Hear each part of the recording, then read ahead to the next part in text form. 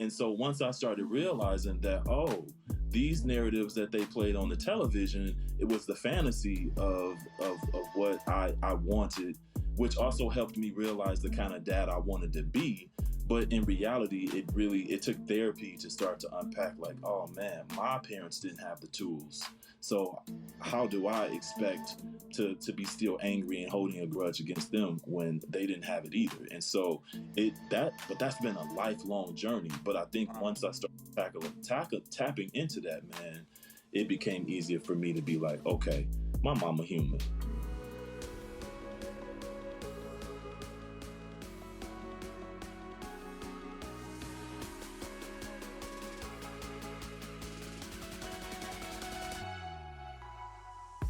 You know how we do. Welcome to Listen, another edition of A Father's Heart father's heart, podcast. What's good, man. man? Man, listen, it's been a long week. I'm preparing for another long 2 weeks as I'm getting ready to travel to the upper part of Michigan to do some keynote presentations and some workshops around how to engage fathers, how to support youth involved in the juvenile justice system. Uh,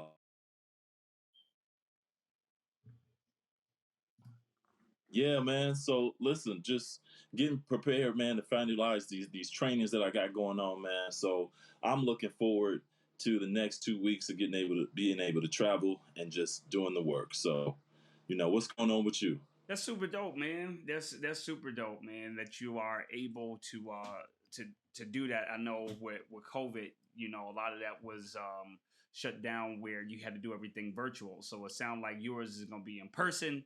You know what I mean? So now you get to touch the people and be able to answer questions directly in front of them, man. So kudos to you, bro. Kudos to you. Yeah. Listen, I am getting ready.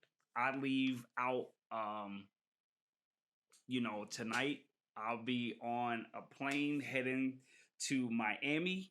I am going on a boys trip, bro. I'm out of here Oh, tonight. I'm out of here. okay, Yes, sir. okay. Yes, sir. So I'm going out. I met some dudes a few years back, man, through ET.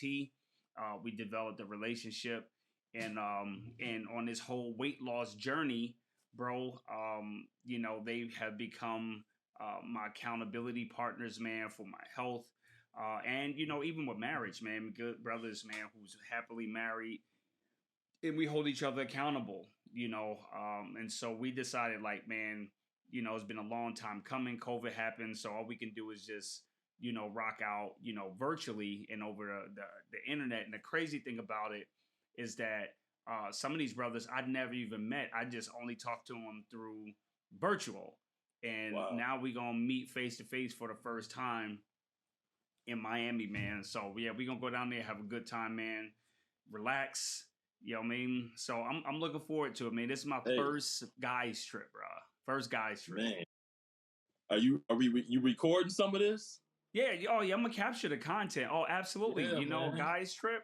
Oh, dude, gotta get the content, man. This is not normal. You know what I mean? Yeah, It needs to yeah. become even more normal. But absolutely, I'm capturing the content, man. So yeah, bro. Yeah, man. And the only reason why I even suggested the idea, man, just because the work that we do in terms of that narrative change work, and again, people don't.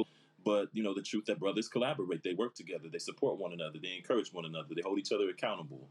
So that I think that brotherhood trip is really important. I mean, even in our media, when you see trips, it's often girls trips or the women's trips. So the idea of creating some lifelong connections through bonding, man, it's just it's beautiful. So I'm Yeah. excited for you all. Excited That's for what's you up, all. man. Yes, sir. Yeah, Yes, sir. yeah, yeah. I'm ready to So rock cool, and roll. So, yo, what you man. got for So me listen, tonight? What you got for me man. So tonight? listen, man, I wanted to talk a little bit about some things that I've been thinking about as it relates to just being a father of adult children, or I shouldn't say. It's kind of hard to say adult children when they're not children, right? Yeah, adult Adults, kids, adult adult, or adult. They your kids, so adult yeah, kids. yes. So it's a really interesting space to be in, but I got to thinking about all the lessons that I learned along the way, that had I learned early on, I think I would have been a little bit more secure in my role as a dad. So I just wanted to talk to you and about, what were some of those lessons that you learned as a father, that maybe were at one point in your life you were super insecure about, and how have you been able to over time navigate those insecurities, and move forward. So I'm gonna give you an example of a huge insecurity that, for some apparent reason, I truly struggled with for a long time. And the insecurity that I had, man, was centered around prayer. Like, I didn't know how to pray out loud, you know? So I don't I know ain't if laughing people. at you. No, bro, I didn't. I I ain't didn't. laughing at you. No, but yeah, man. I just assumed that that's what that everybody knows how to pray out loud. But I had an insecurity of like praying out loud in front, how one, I didn't necessarily know how to pray. And two, I didn't know how to pray out loud because I think my pride got in the way, that I didn't want to seem imperfect in my prayer in front of my kids, which Okay. is weird, right? But I would often not pray because I didn't want to seem like I didn't know how to pray. But because I didn't pray at all, I wonder what the lasting impact that has over my sons praying over their family. Yeah. So I sit with that sometimes because I'm like, I didn't know how to pray over dinner, and don't ask me to pray over Thanksgiving dinner or holiday Going dinners. down. I'm It's really not gonna going freak down. out. It's not going It's not down. going down. I'm trying to pass that on to somebody else. You know what I'm saying? So part of me just wonders, like, man, we often talk about modeling.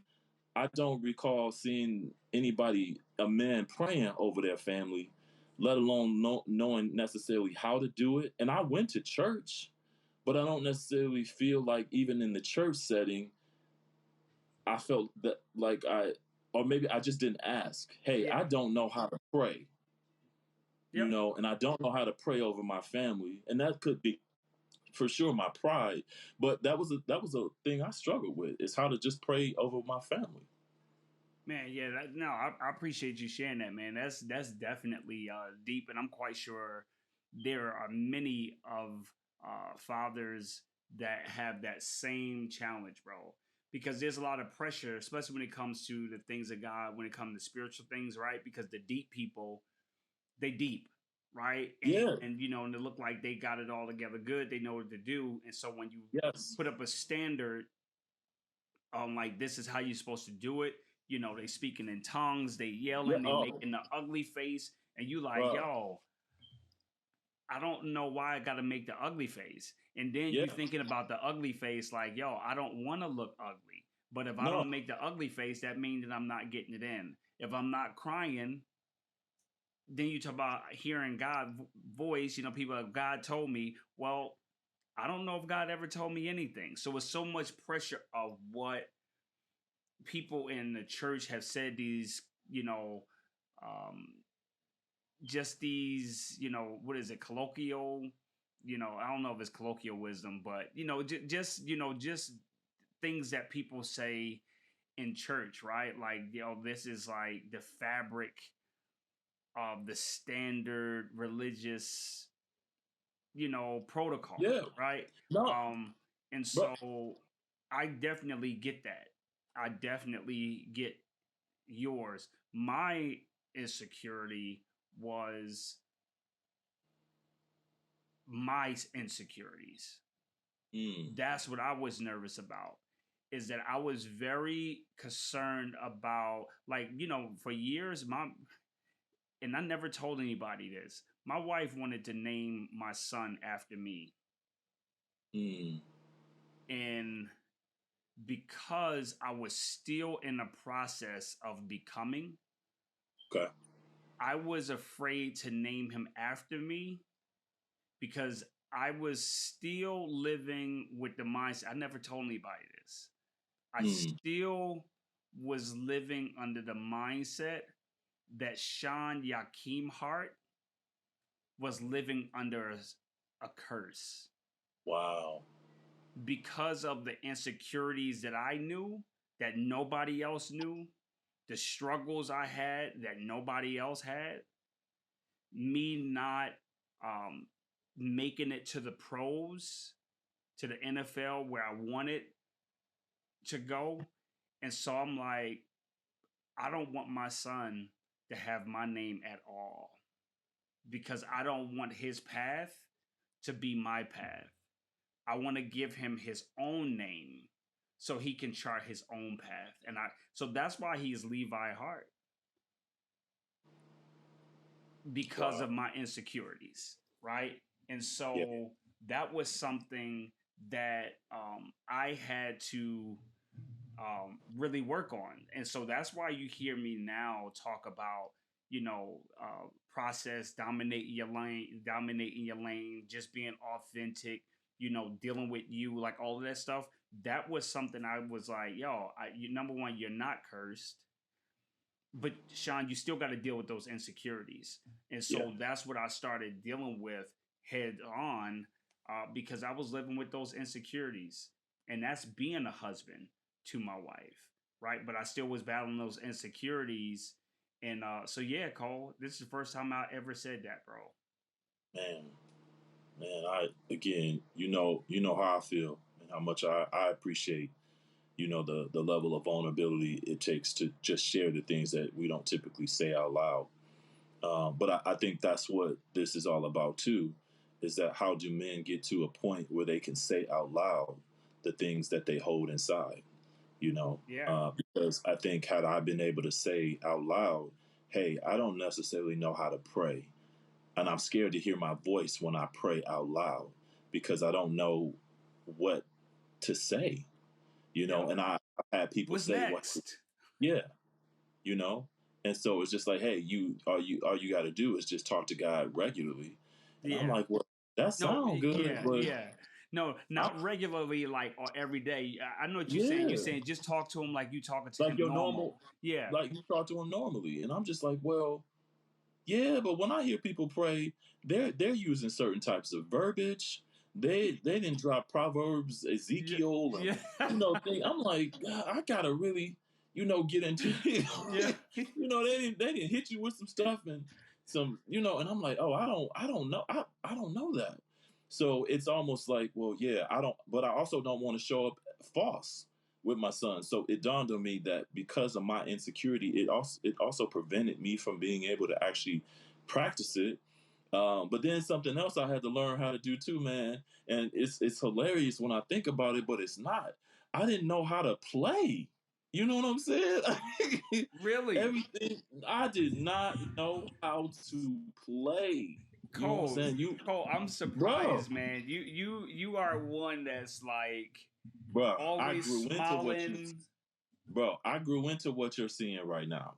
This was not this was not a normal. I did not know how to play. So every when I came through the door, it was seriousness. It was Really? like, hey, did we get the chores done? Okay, y'all. Okay, let's. We going to. We. It was. I was moving, so it was a constant. Like we got to get to one activity to the next. Yo, so when I I met gotta make. you, let me ask I you a gotta make question. dinner. When I met you, were you just coming out of that, or were you Yes, still in it? yes. I was just coming out of that, bro. I Just could, coming out. you know what? Honestly, I can tell, Cole. Thinking Word. back, yeah, Yeah. Yeah. because I remember when I met you in the hallway Yep. and we was talking, and you was guarded, Yep. and it wasn't until we were gonna present when your guard came down some, Yep. Oh yeah. but you Oh were yeah. very guarded. Oh yeah. And what's crazy, Shaw, is I tend to sometimes operate in that. Oh, of course. Now, Yeah, hey, hey, hey. What was that? What you talking about? What you talking about? Of course. What you talking about? That was that sound effect. You like that new sound effect we got? that was That was our new sound effect. We working on new sound effects, guys. We working on new sound effects. so, bro. Listen, I have had to learn how to not take life so serious because that's what I thought I had to do as a dad. Everything got to be serious. I'm raising boys to be men. They got to be on point. They represent me. It was all that. And lo and behold, it was like, dude, I just need you to be goofy. I need you to be yourself. Because that's who you I'm were underneath. yeah, man. And I'm a we goofy put that mask on, man. man. And that's the safest mask for men, bro, is that Yeah, hard exterior for us to become Killer Mike in the hood. yeah, You right. yeah, You yeah, right, yeah. man. And dude, I'm one of the goofiest. I'm one of the goofiest dudes. I have no sense of direction. You know what I'm saying? I fumble over stuff. I mean it's. But I'm like, no, I gotta put the mask on. I gotta be perfect. I gotta be that guy. And it was killing me. It was killing me. Yep. No. So many, and I'm quite sure, man, that so many people that's even listening now know exactly what we're talking about with some of those things that we used to be challenged with or currently are challenged with when it Yeah, comes to our not just the parenting, but who we are that then impacts our parenting yeah, yeah, because we don't address those insecurities. yeah. But like I said, I was very when she asked me that, and she used to ask me like, why you don't want to do, and I never told her why, man. I just say Mm, I want him to have his own, I want him to chart his own path.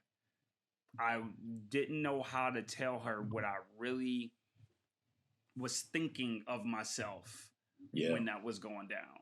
You know yeah, what I mean? So no, man. You're. I'm glad that you're bringing this up. I'm curious, man. What others are challenged with, what others yeah, are battling with, far as their insecurities that have impacted their parenting right yeah. now. Like what I would really like to know Me too. what impact your parenting due to insecurities that you refused or didn't know how to deal or navigate. You know what I Yeah, mean? So yeah, man, Cole, that's a good one, man. That's a good one, yeah, brother. yeah. Yeah, and I think over time, you tend to learn how you learn more about yourself when you do the internal work. And so, oftentimes the question is, well, how did you change? How did you make the chart the path so that you can be more fun and you can be more interactive and involved in the lives of your children? I think I just realized I started seeing the impact of me not being having fun with my kids. I started seeing things like when I say to my sons, hey, man, y'all can come and talk to me about anything. You just got to talk to me.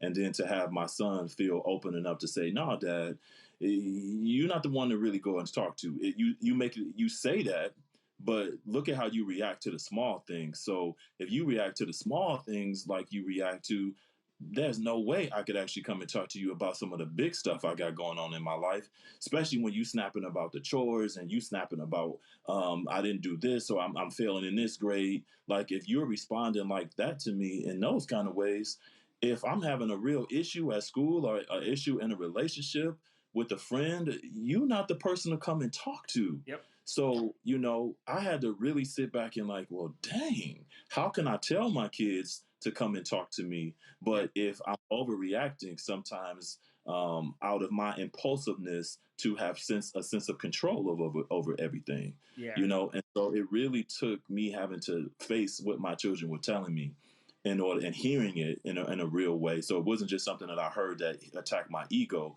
but it was something that I had to shut my ego down so that I can listen and really hear the heart of my children. And so when I started listening to that, I was like, yeah, Cole, you gotta be yourself. They love you just the way you are. So it Yep. really became about self-talking to myself about, no, man, you good enough. That you don't have to be the football guy. You can show up to the football game and you can learn, but it's okay. You don't have to. You Yep. if you ain't play football, you ain't gotta act like and You pretend. straight. Yeah, stop You acting know what like I'm it. saying? Stop acting like it. Stop acting like it. And so, if the coach want to give your son advice, let the coach give your son advice. You don't have to. No, that he I'm your dad. Like Yep. all that stuff, bro. Like all. That's funny, man. Crazy, crazy.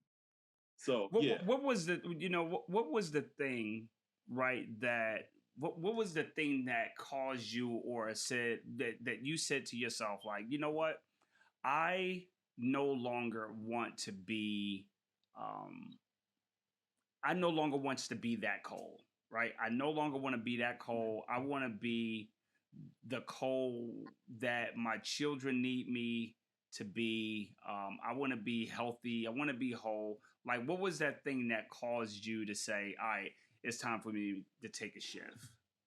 But so honestly, therapy. It was actually therapy. I was going to therapy for something else. Wow. And started discovering as I was unpacking that all this other stuff was showing up, and I had to learn how to deal with that. So I was like, wait, so this is the root cause of this. So my insecurities were centered in my feelings of abandonment, of being abandoned by the people that were supposed to nurture and love me and support me. So once I started attacking abandonment, then I started to see all the sprouted roots of my abandonment issues. You know what I'm saying? And those abandonment issues started tackling my attachment and bonding to people. So my guardedness, because I'm like, oh, you can't trust people. So you got to protect yourself. You got to Did protect you yourself. know you were abandoned?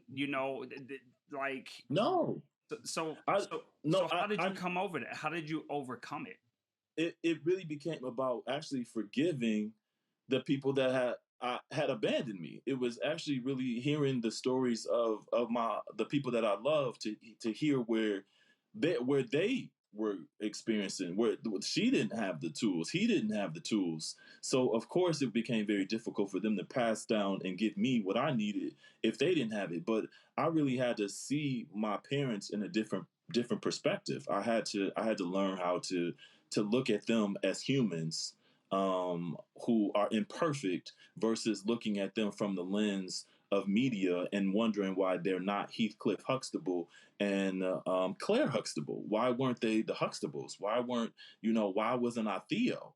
You know what I'm saying? Like, and so once I started realizing that, oh, these narratives that they played on the television, it was the fantasy of what I wanted, which also helped me realize the kind of dad I wanted to be. But in reality, it took therapy to start to unpack, like, oh man, my parents didn't have the tools. So how do I expect to be still angry and holding a grudge against them when they didn't have it either? And so but that's been a lifelong journey. But I think Wow. once I started tapping into that, man, it became easier for me to be like, okay, my mama human. She didn't have the tools. She didn't have the language. My mama was doing what she knew how to do out of the best she had. She knew how to get in that kitchen and make something out of nothing. And that's exactly what she did with trying to raise her children. You know what I'm saying? And so once I started seeing my mother as an imperfect parent, I was able to learn how to love her even more, which in turn helped me learn how to love myself even more, which in turn helped me learn how to accept all the flaws that I came with and be prepared for when my son showed up to say, hey, dad, you were super imperfect with us too. And this is the impact you left on us. And how do I walk beside them as they start their healing process too? So, man, that's what it's been like raising sons and now seeing them as adults. So Man, that's, yeah, that's yeah. that's that's that's that's that's deep, right? Because so many, you listen to your story. That's like where I had to come to conclusion with mine when I was coming into my healing, right? Is that I had to look at my father and was just like, yo, he did the best that he knew how to do with what he had. And that was where I really started becoming more and more free, because I stopped holding him to a standard or an expectation, um, that he never was going to be able to live up. He didn't have the tools or the strategies. And so when I gave him grace, when I gave him mercy, right, then he was able, Cole, to um, then I was then he was able to love me the way I needed to be loved. right? Because it was no strings attached. Because I removed all of the anger, like, oh, you're not this, you're not that, in the back of my head. But I just gave him grace, and I just allowed him to be himself, right? See him for who he really was, right? And at the end of the day, my dad was hard on the outside, but on the inside, he was definitely soft. And I'm able to see that now that he's older and have dementia, like that little boy is coming out, right? Um, but he couldn't. He grew up in a time where he couldn't. You know what I mean? I found out some stuff about, I had a family reunion this past summer, but I found some stuff out about his dad, bro, that I never knew. So I'm like, oh, okay. And I'm talking about his dad was connected like to the Capones, that was Wow. like, like straight real gangsters. And I'm like, oh, so that's why this and that's Yeah. why that. And I'm like, okay, it makes sense. You Yeah. know what I mean? And so my dad protected us the way that he knew how. And so now looking back, he was definitely a great provider. That's what, I mean, he knew that he was supposed to provide. And I tell you, he did that. He was cheap. You know what I mean? He was cheap as heck. You know what I mean? But um, I guess, he was living with that poverty mentality, honestly, like poverty mentality that he never wanted to be broke again. So he hoarded some stuff, right? Because of what he experienced. And so I'm like, yo, that Yeah. makes so much sense. So much sense, man. So, but yeah, my journey and my place of healing is so similar to yours of how I had to let my dad go of what I was holding him to. Yeah. Yeah. Yeah. And That's so I think as we wrap up, man, I think it's so important for, whoever's listening tonight just to remember that the whole purpose and reason why Sean and I are even doing this is because the truth of the matter is that we have to really go back to the heart. So when we talk about the journey of fathers, it's really about helping everyone understand the father's heart and how tender and how vulnerable men truly are, but how difficult it can be to show up in those really tough spaces, to be strong, a provider, a leader, but then also learn to be vulnerable, caring, and nurturing, and be able to show that. That's something that I think part of what we hope to continue to unveil for folks is that men have all those same gifts within them too.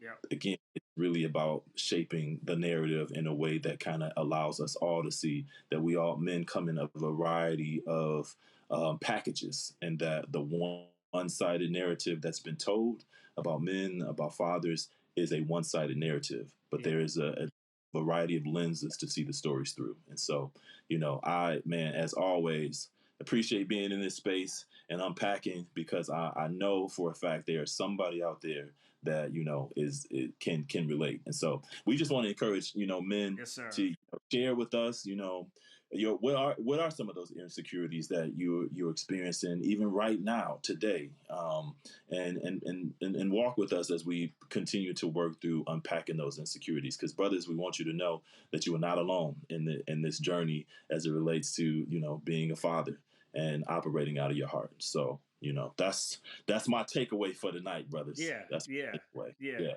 yeah, No, this is cool. This is cool. yeah, So, yeah. I have a question for you. Go for it. So we gonna do our legit or not legit. Yes, sir. We gonna do our legit or not legit. So my question to you, right? Is it legit or not legit to take the Bibles from the hotel? You don't have a Bible.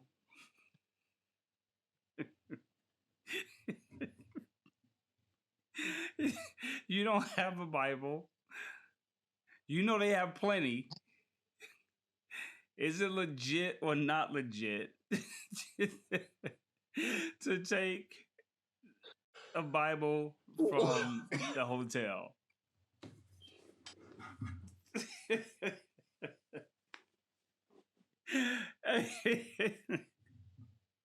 You need a Bible. You need a Bible. You don't have one. You need a Bible. You trying to get in the Word of God. They have plenty. And I need an answer call. Is it legit or not? You know, part of me wishes we could do a survey to find out from hotels how many Bibles how many Bibles do they have to replace every year? You know what I'm saying? So yes. Yes. I really, when it comes to the spirit. Yes, sir. Yes, sir. Doesn't the Bible say thou shalt not steal? Hey, I don't have a Bible. I need a Bible. I need a Bible. I don't know how to answer that. I don't have one. I need a Bible. So is it legit? Is it legit or not legit for me to take the Bible? Bro, it is not legit for you to take the Bible from the hotel. And the reason why I say that is because you can download the Bible on an app. So you ain't gotta take it. Okay. You ain't gotta take it. Okay. That way you following the commandments, right? Yeah, I got you. So that way you save. That way you save. Listen, I've never taken one. But I agree that it's not legit. But I think it's funny. Yeah. I think it's funny. But I tell you what hilarious. I did do on one of my college visits when I was getting recruited by a certain university, and my parents went with me on this visit, and they had us in a hotel, and I was leaving and got in the car, and my dad was like, "Where did you get that pillow from? What are you doing with that iron?" I was like, "In there." Stop. He was like, he got out the car. He didn't even say nothing, bro. He got out the car, opened up the door, and he said, "Take your A in there and give it back to them." He didn't even walk me in, bro. I had the whole walk of shame. The crazy thing about it, I kind of thought it was wrong, but I kind of didn't.